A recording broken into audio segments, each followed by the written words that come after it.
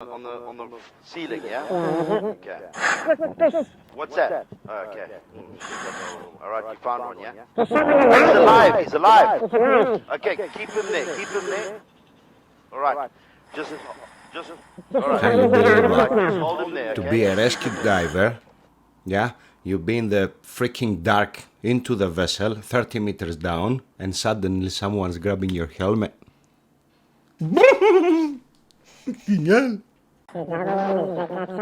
Back outside. Okay, give him the crowbar.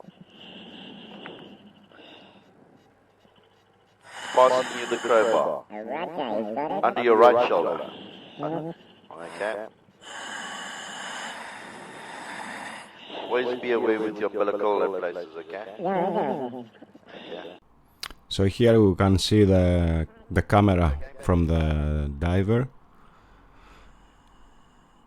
and you can hear the diver communicating with the surface through his helmet. His voice is quite funny because they breathe in helium. They are SAT divers. They are 30 meters down inside to a vessel, and they try to recover bodies as they expecting, because there are 3 days now there. And suddenly the cook, he find an air pocket and he survived for 3 days. Have you got it? All right, go around the corner. Sorry, it's quite difficult for me on here trying to explain, you know? Okay, so you're going around the corner, and you're going to find some stairs. Right at the base there, maybe a meter past the corner in the center, Roger. It's like a big passageway. Like the passage is a T-junction. The first thing you're going to find is, I would imagine if you're on the railing, the railings will all be above you. Going up, yeah?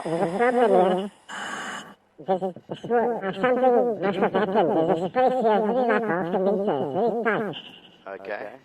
Remember, you walking on the ceiling, eh? It's going to be above you. Is that, what have you got there? That's stairs, yeah? Okay, so you found it. All right, you're going to be going up, eh? Is that right? Okay, correct. All right, you're in the right place. Now, Here in this particular part, you can see how important is the guy who's in the surface. He know what he's watching, and straight away he found the staircase, that red rail we saw. And of course he's reading the not the manual, the plans from the vessel. But remember, the vessel is upside down. The guy on the surface, he can't see a lot. He can see only what is on the camera, and he have a small monitor. And this is how the surface and the diver can communicate. So the diver, he's safe.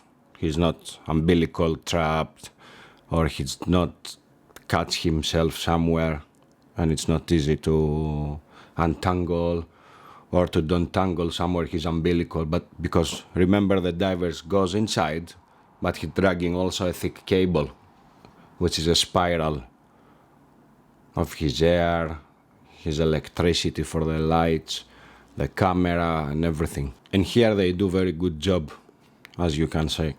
now you're going on to the main deck.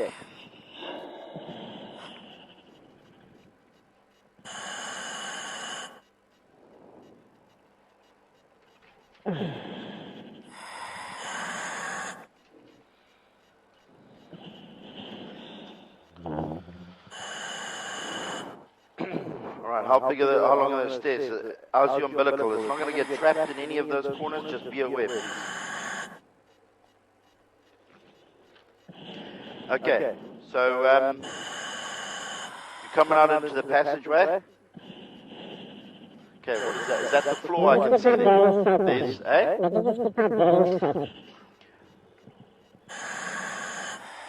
Sorry, say again? No problem, get yourself orientated. Alright, you found one, yeah? He's alive! Okay, keep him there. Alright, just Just, alright, just hold him there, okay? Just keep him there. Fucking hell. I don't know what we're gonna do. Alright, just keep him there and keep him calm, okay? Alright, just reassure him, pat him on the... Alright. The guy, he doesn't believe on his eyes, mate. Okay, That just reassure him, give it's him a thumbs crazy. up and reassure him. Of course, you're gonna hear all the banging going on the vessel, but here they're facing another problem. How they're gonna take him out? And he risking of bends or decompression sickness. He's 30 meters down. Of course, you can see they give him some water. He have some water. I don't know, because was there 3 days. And now it's the most difficult part. And the divers, they communicate with a hyperbaric doctor to see what they're gonna do to bring him up. So they decided they're gonna treat him as a sat diver, because it's 3 days down there. And as you can hear now, from the surface they said, we're gonna bring you in the bell. And then we're gonna bring you home, okay? And they put him the helmet here.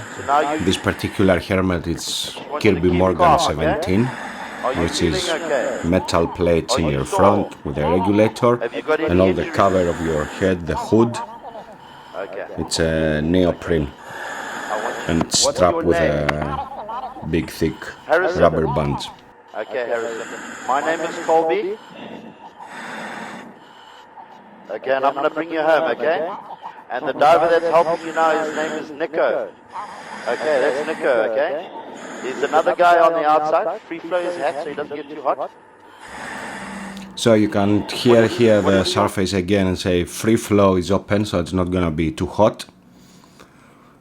The first button you have here, the knob, it's the free flow. You're filling air on the helmet, and it's a metal bar goes around like that, like an arch, and you have holes, like the metal bar have holes like a beck, and spraying air to your glass, so it can work as a defogging.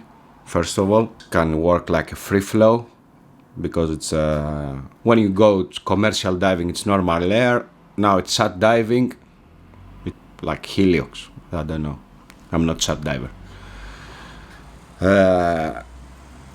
And the other knob he have on the side here, it's the bailout, which is usually it's the tank you have on your back, the small tank. And of course, because the fresh air coming in, that's why he say open the free flow, so he gonna... Rank. You the cook. The cook always survive. Okay, Harrison. Alright, let me talk to him. Harrison? Okay. You're gonna follow Nico, okay? Out You see the umbilical, how thick it is. Alright.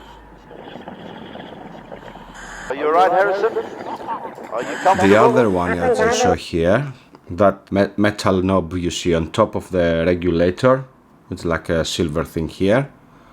It's for your equalization. It's one bridge inside, which is like there.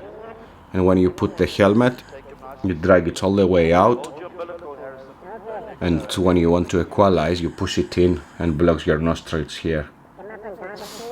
This is how you equalize on the helmet. Also, with a full face mask, you don't have that moving part there. The mask that you have inside, they have also the same thing, but it's positioning in one place, so you have to push the mask a little bit up, so you're blocking your nostrils and you equalize on the mask or on the helmet. The thing here is like they put him 5 minutes, 20 minutes on the helmet before they dive, so he can use to it. How are you doing, Harrison? And now they're going out.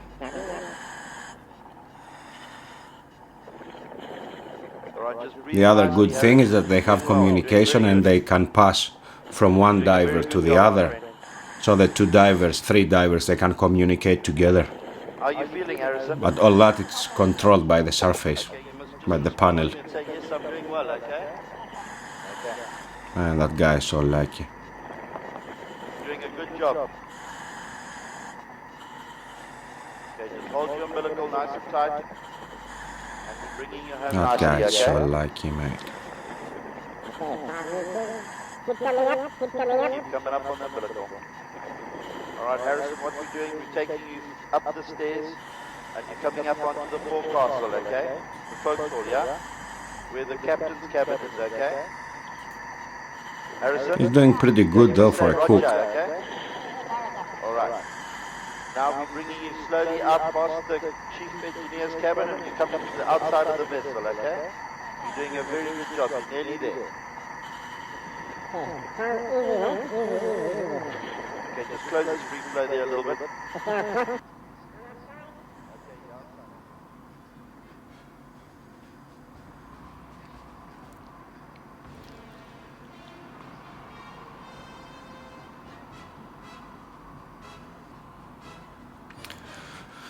So for the neoprene helmet now, if you wonder how the water doesn't come in, imagine that it's a pocket, it's an air pocket.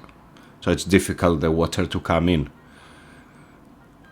When you breathe all your air from your umbilical and you breathe all your air inside your helmet, you can feel the water start coming in and the neoprene squeezing you. We do that on my commercial diving course. They cut all the air. The umbilical, it's like 30-40 meters long, depends the dive or whatever. And in that 30 meters, you still keep breathing, especially if you don't breathing heavy. In the helmet, it's very comfy. It's nothing like a mask or have a regulator in your mouth. You just have that here. Breathe in from your nose, breathe in from your mouth, and you keep breathing relaxed. So you have a lot of air come out from the hose. And that was part of the training to say like, I'm out of air, I'm opening my bailout. And especially if we do it with bunks. Bunks we call like if you put like 20 tanks and connect them together. He spent a lot of days on the hyperbaric chamber. So what's happening now, they take him out. They're gonna go to the diving bell, which is at 25 meters. They go inside, they closing the door. They take them up. They attach to the chamber, which is on the vessel. And then they open the door again, the side door. And they open the inside door on the chamber, so you go straight from 30 meters, you go 30 meters again, and slowly they start changing the gases and bringing you up, like they're releasing pressure. So you go 30 meters, 29 meters, 28 meters. That was for today. If you're interested, you can search more on the YouTube or Google to find out about the guy. I hope you enjoy it. So see you in the next one. Bye.